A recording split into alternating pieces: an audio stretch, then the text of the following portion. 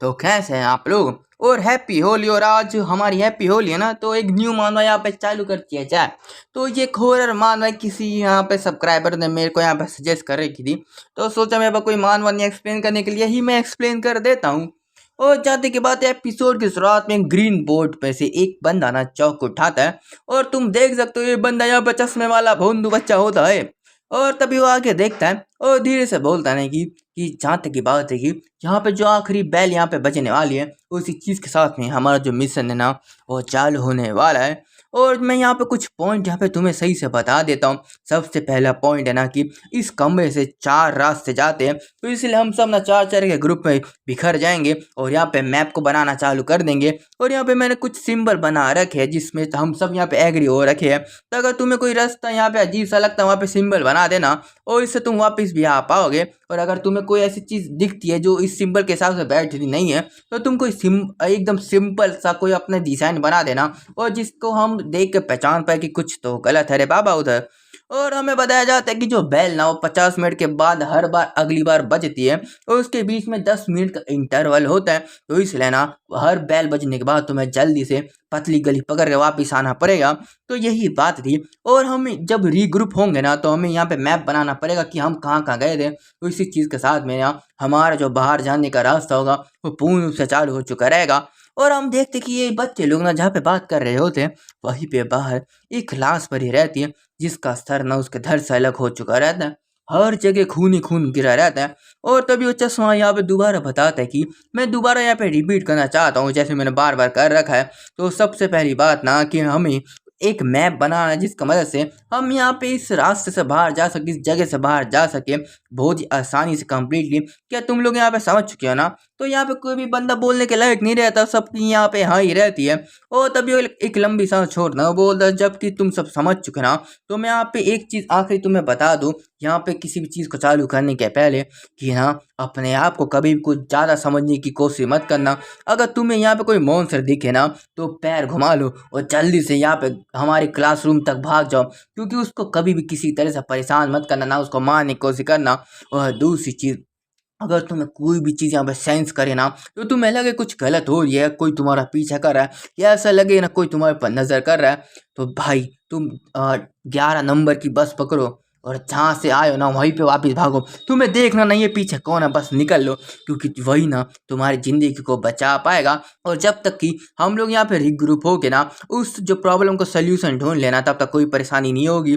और यहाँ पे बस एक ही तुम्हारा मिशन है, मैप बनाओ और जिंदा रहो। यहाँ पे सर्वाइव भी हमको करना पड़ेगा। और जब यहाँ पे बेल बज चुकी रहती है और वही मिशन यहाँ पे चालू हो चुका रहता है मैप बनाने का, और सब लोग वहाँ पे जा रहे होते हैं, और तभी वहाँ पे एक बंदा होता है जो यहाँ पे खिड़की के पास में खड़ा रहता है, और वो किसी चीज़ को सोच रहा होता है। और खिड़की खोलता है और बाहर देखता है और बोलता है कि आखिर ये सब चीज़ ना ऐसे कैसे हो चुकी है। और ये जो चीज़ ना, ये जो कहानी है वो है हेल ट्रैप की, जहाँ पे हमें सरवाइव करना पड़ेगा। और हम देखते कि ये बहुत ही ज़्यादा अजीब गरीब मेज टाइप की जगह होती है, जहाँ पे कमरे कमरे हर जगह लगे रहते हैं, और गहराई कभी दिख नहीं रही होती कि कब से चालू हुआ है, कहाँ पे ख़त्म हो रखा है। और हमें बताया जाता है द 44 स्टोरी है ये, मतलब कि इसका नाम कुछ और है, पर मैं इसको 44 स्टोरी बोलूँगा क्योंकि बहुत ही ज़्यादा आइकॉनिक नाम लगता है ना। और हमें बताया जाता है कुछ दिन पहले का सियोल में, और वहीं पे ना हम देखते कि एक बंदा सो रहा होता है, और तभी उसकी मम्मी बोलती है कि डॉयन जल्दी आओ यहाँ पे, हमें खाना खाना पड़ेगा, तुम बहुत ज़्यादा लेट हो रहे हो। और तभी ये बंदा यहाँ पे फ़ोन उठाता है, टाइम देखता है, वापिस रखता है और दोबारा सो चुका रहता है। और तभी उसकी मम्मी बोलती है किम डायून, तुम आखिर क्या कर रहे हो, तुम्हें जल्दी यहाँ पे खाना खाना पड़ेगा ना, तुम यहाँ पे बकवास क्या करने लगे हो, दोबारा सोने की हिम्मत मत करना। और तभी इस बात को सुनकर ना बहुत ही डर चुका रहता है, और बोलता है कि ठीक है मैं जाग चुका हूँ, मैं आ रहा हूँ, गुड मॉर्निंग मम्मी। और हमें बताया जाता है इसका नाम है किम डायून, 17 साल का है, और सियोनो हाई स्कूल में फर्स्ट ईयर है, क्लास 4 का। और वहीं पे उसकी बहन भी होती है, उसकी मम्मी बोलती है तो जल्दी हो यहाँ पे कुछ खा के जल्दी निकल लो स्कूल के लिए। और तभी हम देखते कि उसकी मम्मी अपनी बहन को बोलती है किम डायन, आखिरकार मैंने तुम्हें कितने बार बोला खाते समय यहाँ पे फ़ोन मत इस्तेमाल किया करो। और उसका भाई बोलता है उसको टीज करते हुए, सीरियसली आखिर तुम्हारे सामने इतना ज़्यादा स्वादिष्ट खाना और तुम अपने फ़ोन को कैसे यहाँ पे देख सकते हो, तुम्हें थोड़ा सा यहाँ पे सेंस नहीं है क्या? और तब उसकी बहन यहाँ पे उसको चिल्ला के बोलती हुए तू यहाँ पे सबसे ज्यादा सोया था ना, और यहाँ पे बकवास मत कर मेरे सामने, तू मेरे को बहुत ही अनोई कर रहा है, और चुप हो जा। और हमें बताया जाता है इसका नाम है किम डायन, और ये 18 साल की है, और सियोने हाई स्कूल में पढ़ती है, सेकंड ईयर की क्लास 1 में। किम डायन की बर्ग की वाली सिस्टर है। और मैं तुम्हें एक चीज बता दूं, इसकी बर्ग की सिस्टर 18 साल की है, इसका छोटा भाई 17 साल का है। 9 महीने का गैप है, मतलब 3 महीने क्या बताऊं मैं। और तभी हम देखते उसकी मम्मी उसको मार के बोल रही होती है कि आखिरकार तुम सच में मेरे सामने अपने भाई को कैसे बोल सकती हो। उसकी जो बहन होती है मार खाते बोलती मम्मी मेरे को दर्द हो रहा है, मेरे को मत मारो, मेरे को तकलीफ हो रही है। जिसे देख के उसका छोटा भाई को डायन उसको बहुत ही मजा आ रहा होता, बोलता मम्मी एक और मारो, ये कमीनी बार मेरे को परेशान करते, एक और इसको धरो, एक और धरो, और दोबारा मेरे को कभी कुछ बोले ना। पर तभी इसकी मम्मी उसको एक घूसा दे के मारती है और बोलती तू तो चुप ही रह जा, और तुम्हें जल्दी जाना नहीं, तुम कितने ज्यादा लेट हो रहे हो, जल्दी खाओ निकलो यहाँ से। और तभी हम देखते अपने स्कूल में आ चुके रहते हैं, और उसकी जो बहन होती तुम ऐसे एक्ट करो, तुम मेरे को जानते ही नहीं हो, तुम जानते हो मैं यहाँ पे हूँ ही नहीं, तुम मेरे को पहचानता ही नहीं है, तू चुपचाप अपनी जगह पे चला जा। तो उसका जो भाई होता है किम डायन होता है, डायन इसका नाम डायुन है लड़की का, और लड़के का नाम डायन है। तो जो डायन होता है वो बोलता है कि ठीक है मैं समझ चुका हूँ, मैं भूल जाऊंगा इस चीज़ के बारे में, पर हाँ जो पैसे तुम मेरे को दे देना। तो उसकी बहन बोलती कि हाँ मैं दे दूंगी, तुझे इस चीज़ की परेशानी होनी नहीं चाहिए, मैं तेरे को पैसे दे दूंगी। तो उसका भाई बोलता ठीक है, वैसे भी तू बहुत ही ज़्यादा स्लो चलती है, और एक दूसरे को यहाँ पे मिडिल फिंगर दिखा रहे होते हैं। और तभी कोई बोलता है किम डायन कैसा है भाई तू, और आज तो तू अपनी बहन के साथ में आ रखा है। और यहाँ पे एक मोटू होता है, एक यहाँ पे छोटू होता है। मोटो का नाम होता है चॉय वोंग यून, 17 साल का होता है, हाई स्कूल है Seon high school, first year class 4। और एक छोटुआ का नाम होता है Jong Jiwoo, Seon high school first year class 3 का। और अपने मेन कैरेक्टर के दोस्त होते हैं, मेन कैरेक्टर पता नहीं कौन है, क्योंकि मेरे को बिल्कुल समझ में नहीं आ रहा इधर कौन मेन कैरेक्टर है। और तभी जो मोटू हो तब बोलता है कि तू अपनी बहन के साथ में आए, और हेलो दीदी। तो उसकी जो बहन बोलते हैं हाँ ठीक है अब मैं जा रही हूँ यहाँ से। और तभी वो बोलता है ना कि अपना किम डायून आखिर वो पैसे तुम मेरे को भेज देना। तो बोलती है हाँ मैं भेज दूंगा, तू चुप रह। और दोबारा उसको मिडल फिंगर दिखा के जा रही होती है। भाई बहुत ही ज्यादा यहाँ पे बीच वाली उंगली हो रही है इनके बीच में। तो और तभी जो मोटू होता बोलता है कि आखिर तुमने बोला था कि तुम अपनी बहन के साथ में कुछ अच्छा रिलेशनशिप नहीं है, तो आगे तुम साथ में स्कूल क्यों आ रहे हो, और ऐसा लगता है कि तुम दोनों बहुत ही ज्यादा करीब हो। तो वो बोलता है डायन अरे तू क्या बकवास कर रहा है यार, और मैं उसके साथ में करीब रहूंगा, तेरा दिमाग खराब है क्या। और बस ऐसी बात है कि हमारे जो पापा का आज जन्मदिन है, तो हम साथ में यहाँ पे गिफ्ट लेने आए थे, बस इतनी सी बात है। और तभी यहाँ पे छोटू का भी मुंह खुल चुका रहता है, और बोलता है अच्छा तो तुम दोनों साथ में गिफ्ट लेने आए थे, तो इसका मतलब ये नहीं हुआ कि तुम दोनों बहुत ही करीब हो। और वैसे भी तुम डायन आखिर तुम ना थोड़ा ज्यादा होने सोच जिया करो, तुम्हें यहाँ पे सच बोलना चाहिए हर बार, ठीक है, तो यहाँ पे सच बोला करो। और तभी जो डायन होता है ना उसका दिमाग खराब हो चुका रहता है, और बोलता तू रुक जा, मैं अभी तेरे सिर के ऊपर एक टपली मार के बताता हूँ कि तू कितना ज्यादा पगला है, तू कितना ज्यादा मेरे को परेशान कर रहा है। और हम देखते वो लोग भाग रहे होते, बोलते भागो भागो पागल हो गया भागो भागो। और जैसे वो लोग भाग रहे होते ना कि तभी उनकी नजर कहीं पे पड़ती है, और कुछ लोग बोल रहे थे बच्चे तुम रुक जा, तुम यहाँ से धीरे धीरे जाओ, भागने की जरूरत नहीं है, यहाँ पे बहुत ही बड़ी परेशानी हो चुकी है। और तभी तीनों जो बंदर लोग होते हैं यहाँ पे देख रहे होते हैं कि भीड़ क्यों हो रखी है, और वो लोग उसके अंदर घुसते हो, बोलते कि आखिर बकवास क्या चल रहा है, कुछ अजीब चल रहा है यहाँ पे। और वो भीड़ में से देखते हैं कि वहाँ पे कुछ पुलिस वाले ना यहाँ पे जो होते हैं ना रस्से वस्से बांध रहे होते कि इस एरिया में मत आओ। और वहाँ पे एक ब्लैक होल जैसी कोई चीज होती है, बोलो ब्लैक सर्कल होता है, और जिसे देख के जो मोटू बोलता रुको, ये ब्लैक सर्कल ये तो अपेयर हो चुका हमारे स्कूल के अंदर, ये तो कुछ ज्यादा प्रीटी बिग है, कुछ ज्यादा बड़का है। तो जो डायन होता है बोलते ब्लैक सर्कल ये वही रूमर वाले तो चीज नहीं है ना, वो चीज तो नहीं है ना। तो जो छोटा होता है बोलते कि ये वही होल मेरे को लगता है। और कहानी में तो बताया क्या नहीं कि कोई भी कभी भी इस ब्लैक होल से बाहर आ ही नहीं पाया है। और तभी कुछ लोग बात करते हैं तो ये तो बकवास है, ऐसे भी बोला जाता है कि 1000 लोग मिसिंग हो चुके इस ब्लैक होल में जाके। और तो सब बोलता है कि नहीं ऐसा कुछ नहीं है, कोई यहाँ पे मिसिंग नहीं हो रहा, बस ये सब यहाँ पे रूमर फैला के रखे हुए वो ऐसी बकवास कर रहे होते हैं। और अपना जो डायन होता है यहाँ पे सुन रहा होता है इन सभी की बातों को। और तभी कुछ लोग बोलते चलो कोई रिलीफ की बात है, किसी को कुछ परेशानी नहीं, चलो हम चलते हैं। और तभी पुलिस वाला बोलता है बच्चों लोग तुम ना अपने पैर को देखना कि तुम कहीं गलत जगह पे ना रख लो, और सीधा अपने क्लास में जाओ, सीधा अपने घर जाना, ठीक है, तो तुम्हें बस इतना करने की जरूरत है। तो जाओ बच्चे लोग तुम जाओ। और हम देखते कि ये जो ब्लैक सर्कल होता है उसमें से बहुत ही ओमनियस ऑरा निकल रहा होता है, और हमें बताया जाता है कि कुछ यहाँ पे साइंटिस्ट का यहाँ पे कुछ झोल झाल। और हमें एक दिन अचानक से जो ब्लैक सर्कल ना आसमान में दिखाई दिया, और बताया जाता है कि ये जो सर्कल ना कहीं भी अचानक से प्रकट हो जाता था। और साइंटिस्ट ने ये चीज़ फिनोमिना को एक बहुत ही अजीब तरीके से यहाँ पे सोच रहे थे कि आखिर ऐसा क्यों हो रहा है, आखिर इसका कोई कारण क्या है, और आखिर ये क्यों हो रहा है, और हर जगह रैंडमली क्यों पैदा हो जाता है। पर उनको किसी भी चीज़ का जवाब नहीं मिल रहा। और फिर वो बस एक ही कंक्लूजन में आए कि हम लोग चूतिए हैं, हम में दिमाग ही नहीं है कि हम कुछ पता लगा पाए। और हमें बताया जाता है कि जो ब्लैक होल होता है वो एक के हाथ के बराबर होते हैं, मतलब जो पाम के बराबर से लेके एक कार के बराबर तक होता है। और अगर कोई बंदा एक बार इसमें गिर जाए ना, तो ऐसा बोला जाता है कि वो कभी भी इस होल में से बाहर आ ही नहीं सकता, और वो हमेशा के लिए इसके अंदर खो हो जाएगा। और वैसे भी यहाँ पे जो ह्यूमैनिटी है ना, जो इंसानियत है, उनने बस एक ही चीज़ यहाँ पे डिस्कवर कर रखा है कि वो कुछ डिस्कवर इस चीज़ के बारे में कर ही नहीं कर सकते। और इसी चीज़ के साथ मैं सबके सामने यहाँ पे थ्योरी तो लेके आए, पर किसी की थ्योरी बिल्कुल भी किसी भी तरीके से बैठ नहीं रही थी। तो सब लोग यहाँ पे अचानक से चुप हो गए। कुछ लोगों ने सोचा कि यहाँ पे इलेक्ट्रॉनिक का सामान डाल के कुछ यहाँ पे जानकारी देखा जाए। पर जैसे कोई भी चीज़ इस ब्लैक सर्कल के पास में आती है ना, तो इलेक्ट्रॉनिक की जो भी सामान होते हैं वो खराब हो जाते हैं। और इसे ना कोई भी कभी भी अंदर से बाहर तो आया नहीं, तो कोई भी जानकारी हमें कभी पता चली ही नहीं है। और तभी हमें क्लासरूम का सीन दिखाया जाता है, और हमें बताया जाता है कि कल रात में 5 बच्चे यहाँ पे गायब हो चुके हैं। और ये माना जाता है कि उन्होंने अचानक से यहाँ पे एक ब्लैक सर्कल को छू लिया था क्यूरियोसिटी में। और तुम्हें बोला जाता है ना, कुछ भोंदू लोग होते हैं जो अपनी मौत के लिए बहुत ही अच्छे से जिम्मेदार रहते हैं, उनको हर एक चीज़ में उंगल करना जरूरी होता है, तो वो लोग मारे जाते हैं।